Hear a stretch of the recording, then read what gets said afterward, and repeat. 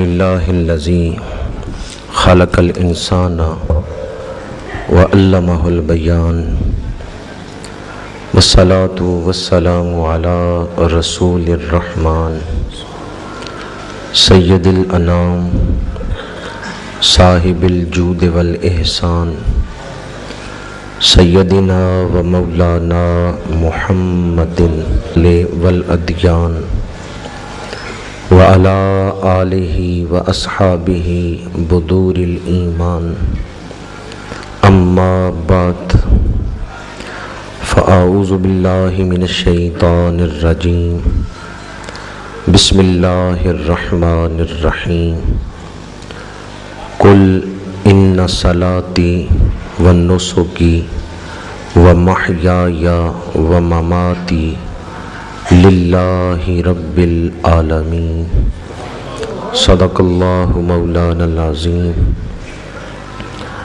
ان اللہ وملائکتہ یصلون علی النبی یا ایہا الذین آمنوا صلوا علیہ وسلموا تسلیما الصلاۃ والسلام علیک یا رسول اللہ وعلى آلك واصحابك يا حبيب الله الصلاة والسلام عليك يا خطيب الأنبياء والمرسلين وعلى آلك واصحابك يا رحمة للعالمين۔ برادران اسلام، ذی الحج کا ماہ مبارک شروع ہو چکا ہے۔ عید قربان کی آمد ہے۔ یہ دن جو ہم گزار رہے ہیں انتہائی رحمتوں اور برکتوں والے دن ہیں۔ اللہ تعالی ماہ ذی الحج کی برکتیں ہم سب کو عطا فرمائے۔ ماہ ذی الحج کا ایک پیغام یہ ہے کہ اسلام اللہ والوں کی یادیں مٹانے کے لیے نہیں آیا، بلکہ اسلام اللہ والوں کی یادیں قائم رکھنے کے لیے آیا ہے۔ بعض لوگوں کے نزدیک اللہ کو ماننے کا تقاضا یہ ہے کہ صرف اللہ تعالیٰ کا ذکر کیا جائے اور اللہ والوں کی یادیں مٹا دی جائیں، اللہ والوں کی یادیں محو کر دی جائیں، جبکہ یہ ماہ مبارک ہمیں درس دیتا ہے کہ اسلام اہل اللہ کی یادیں مٹانے کا درس نہیں دیتا، بلکہ انہیں قائم رکھنے کا حکم دیتا ہے۔ اس حوالے سے حج قدم قدم پہ ہماری رہنمائی کرتا ہے، اور حجاج جو اعمال اپناتے ہیں، جو ارکان ادا کرتے ہیں، ان میں انبیاء کرام اور اہل اللہ کی یادوں کو تازہ کرتے ہیں۔ احرام باندھ کے حج یا عمرے کی نیت کر کے جب کعبہ شریف کا طواف کرتے ہیں تو حکم یہ ہے کہ طواف کرنے سے پہلے اجتباء کر لو، یعنی دایاں کندھا ننگا کر لو۔ یہ دایاں کندھا ننگا کرنے کی حکمت کیا ہے؟ اور طواف کے پہلے 3 چکروں میں رمل کرو، اکڑ کے چلو، بازو مارتے ہوئے چلو، اس انداز میں چلو کہ تمہاری قوت و طاقت ظاہر ہو۔ اس کی ضرورت کیا ہے؟ کس کے گھر میں اکڑ کے چلنے کا حکم ہے؟ کس کے دربار میں بازو مار کے اکڑ کے محرم چل رہا ہے؟ جس دربار میں عاجزی کا اور انکساری کا حکم ہے، وہاں کوئی اکڑ کے چلے، وہاں کوئی بازو مار کے چلے۔ اصل میں یہ بھی ایک یاد ہے جو تازہ کی جا رہی، اور یاد ہے صحابہ کرام کی۔ فتح مکہ کے موقع پر جب مشرکین نے آپس میں یہ باتیں کیں کہ مجاہدین اسلام تو کمزور ہیں اور سفر کے تھکے ہوئے بھی ہیں، ہم نے خام خواہ ہتھیار ڈال دیے اور ان سے لڑائی نہیں کی، اگر ہم لڑتے تو ہم کامیاب ہو جاتے اور انہیں مکہ فتح نہ کرنے دیتے۔ حضور علیہ الصلوۃ والسلام کو جب ان مشرکین کی یہ باتیں پہنچیں تو آپ نے صحابہ سے فرمایا ذرا اپنے دائیں کندھے ننگے کر کے اکڑ کے چلو تاکہ ان کافروں کو پتا چلے رسول اللہ کے غلام کتنی طاقت والے ہیں۔ کفر کے سامنے صحابہ نے اپنی طاقت کا اظہار کیا، یہ انداز اللہ کو بڑا پسند آیا ہے۔ باطل کے سامنے حق کی طاقت کا اظہار، باطل کے سامنے حق کی طاقت کا اظہار، یہ اللہ تعالیٰ کو بڑا پسند آیا ہے، اور اتنا پسند آیا ہے کہ قیامت تک آنے والے حاجیوں کو حکم دیا ہے صحابہ کی اس سنت کو تازہ کریں، صحابہ کی اس یاد کو تازہ کریں۔ آج جب حجاج کندھا ننگا کر کے رمل کر رہے ہیں، طواف کر رہے ہیں، اس وقت تو مشرکین وہاں نہیں جو انہیں دیکھ رہے۔ تو اب کیا حکمت ہے کہ وہی صحابہ کا انداز اپنا کے طواف کرنے کا حکم دیا؟ وہ حکمت تو تھی فتح مکہ کے موقع پر، لیکن اب کیوں حکم ہے کہ آج کل بھی تم کندھا ننگا کر کے ہی طواف کرو؟ وہ صحابہ کی یاد ہے جس کو تازہ کرنا مقصود ہے۔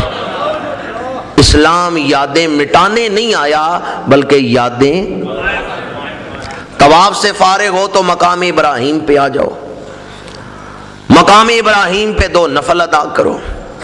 یہ پتھر بھی ایک یاد کو اپنے سینے میں لیے ہوئے ہیں، حضرت ابراہیم علیہ السلام کا نشان قدم۔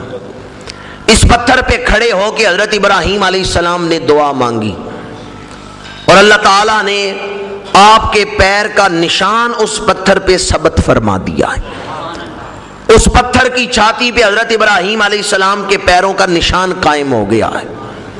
کس پتھر پہ؟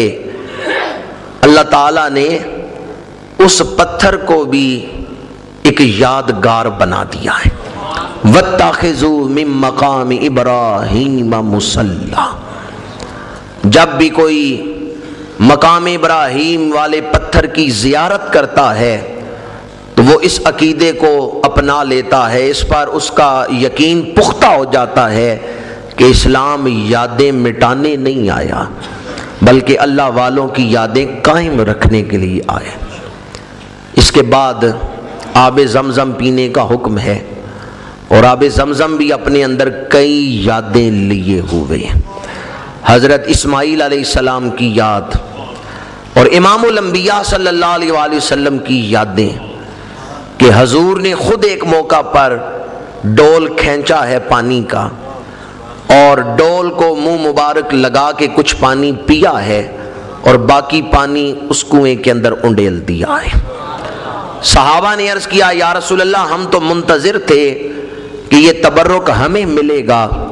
حضور نے فرمایا میری نظر قیامت تک آنے والے امتیوں پر گئی، تم تو میرے ساتھ موجود ہو، کل پھر تمہیں میرا تبرک مل سکتا ہے، پر جو بعد میں آئیں گے وہ خواہش کریں گے اے کاش ہم بھی کبھی حضور کے ساتھ ہوتے، آپ کا بچا ہوا پانی استعمال کرتے۔ فرمایا میں نے اپنے قیامت تک آنے والے امتیوں کے لیے اس چاہے زمزم کو اپنا تبرک بنا دیا ہے۔ وہ چاہے زمزم بھی حضور کی یاد کو اپنے دامن میں لیے ہوئے۔ پھر اس کے بعد صفا مروہ، ان الصفا والمروہ من شعائر اللہ، بے شک صفا اور مروہ اللہ کی نشانیاں ہیں۔ کس کی نشانیاں ہیں؟ تو باقی پہاڑ کس کی نشانی ہے؟ سارے پہاڑ اللہ نہیں بنائے، تخلیق کے اعتبار سے تو سارے پہاڑ اللہ کے ہی تخلیق کر دیں، پھر ان 2 پہاڑوں کو کیوں نشانی کہا؟ اس لیے کہ ان پہاڑوں پہ حضرت بی بی ہاجرہ دوڑتی رہی، ایک ولیہ کے قدم لگے ہیں، جس پہاڑ پہ اللہ کی ایک بندی، ایک ولیہ کاملہ کے قدم لگے، اللہ نے اس پہاڑ کو اپنی نشانی بنا دیا، اللہ نے اس پہاڑ کو اپنی نشانی قرار دیا ہے۔ اب ولیہ کی اللہ سے نسبت کیا ہے؟ ولایت اللہ کی بارگاہ میں مقام کیا رکھتی ہے؟ اس نسبت کو تو سمجھیں کہ پیر ولیہ کے لگ رہے ہیں، اللہ نشانی اپنی قرار دے رہا ہے۔ اور آج بھی وہاں سبز لائٹیں لگی ہوئی ہیں کہ ان سبز لائٹوں پر حاجیوں کو صحیح کرنے والوں کو دوڑنے کا حکم ہے، یہاں سے دوڑ کے گزرو۔ کیوں؟ یہاں اللہ کی بندی دوڑتے ہوئے گزرے گی۔ تو اسلام یادیں مٹانے آیا ہے یا یادیں قائم رکھنے آیا؟ اگر اللہ والوں کی یادوں میں معاذ اللہ شرک ہوتا، اگر اللہ والوں کی محبت سے توحید میں فرق آتا، تو ان پہاڑوں پہ دوڑنے کا حکم کیوں دیا جاتا؟ ان یادوں کو اس انداز میں کیوں قائم رکھا جاتا؟ اس دوڑنے میں فلسفہ کیا ہے؟ اس دوڑنے کی حکمت کیا ہے؟ اللہ اپنے بندوں کی یاد تازہ رکھنا چاہتا ہے، اللہ اپنے بندوں کی یاد قائم رکھنا چاہتا ہے۔ اور اس سے بھی آگے چلیں تو حج میں جب عرفات سے واپس مزدلفہ میں آتے ہیں تو رات کو کچھ کنکریاں اکٹھی کرتے ہیں کہ اگلے 3 دنوں میں شیطانوں کو کنکریاں مارنی ہیں، اور 10ویں کو بھی کنکریاں مارتے ہیں ایک جمرے پر، 11 اور 12 تینوں جمروں پہ کنکریاں ماری جاتی ہیں۔ 2 انگلیوں میں کنکری کو پکڑنا ہے، ہاتھ کو اٹھانا ہے اور بسم اللہ اللہ اکبر کہہ کے کنکری کو پھینکنا ہے۔ یہ کوئی نشانہ بازی سکھائی جا رہی ہے، یہ کوئی نشانہ بازی کی پریکٹس کرائی جا رہی ہے۔ اگر کوئی آدمی کنکری کو رکھ دے تو حکم نہیں پورا ہوتا، حکم ہے مارنا ہے۔ کیا یہ قوت بازو کا اظہار ہے کہ آدمی زور کتنا لگا سکتے؟ اس میں معقولیت کیا ہے؟ اس کی حکمت کیا ہے؟ اس کا فلسفہ کیا ہے؟ 40 لاکھ افراد، 40 لاکھ حجاج کنکریاں مار رہے ہیں، یہ کس شے کی پریکٹس کروائی جا رہی؟ یہ کوئی نشانہ بازی نہیں سکھائی جا رہی، یہ کوئی بازو کی قوت کا اظہار نہیں کروایا جا رہا، یہ تو حضرت ابراہیم کی یاد کو تازہ کیا جا رہا۔ اس میں حکمت یہ ہے کہ حضرت ابراہیم علیہ السلام کی یاد کو قیامت تک اللہ تعالیٰ زندہ رکھنا چاہتا ہے۔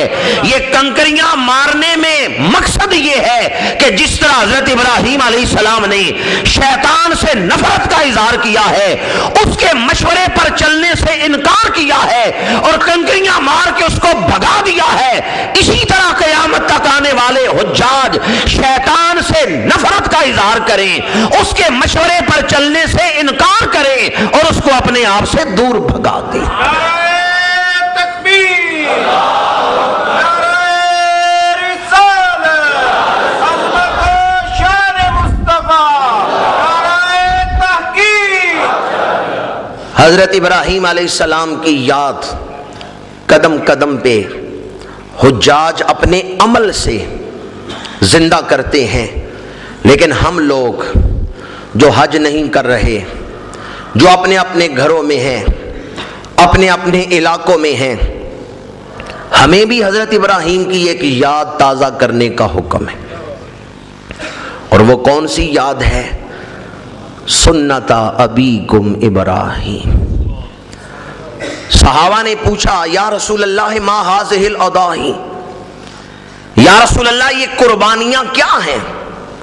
حضور نے فرمایا سنت ابیکم ابراہیم، یہ تمہارے باپ حضرت ابراہیم کی۔ تو قربانیوں کو حضور نے پھر یاد قرار دیا یا نہیں؟ فرمایا سنت ابیکم ابراہیم، یہ تمہارے باپ حضرت ابراہیم علیہ السلام کی سنت ہے۔ گویا پوری دنیا میں جہاں جہاں مسلمان بستے ہیں، صاحب نصاب مسلمانوں کو حضرت ابراہیم علیہ السلام کی یاد تازہ کرنے کا حکم دیا گیا، اور حضور نے جامع انداز میں قربانی کا تعارف کروایا۔ فرمایا یہ تمہارے باپ حضرت ابراہیم کی سنت۔ اب حضرت ابراہیم کی سنت کیا ہے؟ محض جانور کی گردن پہ چھری پھیر دینے سے اس سنت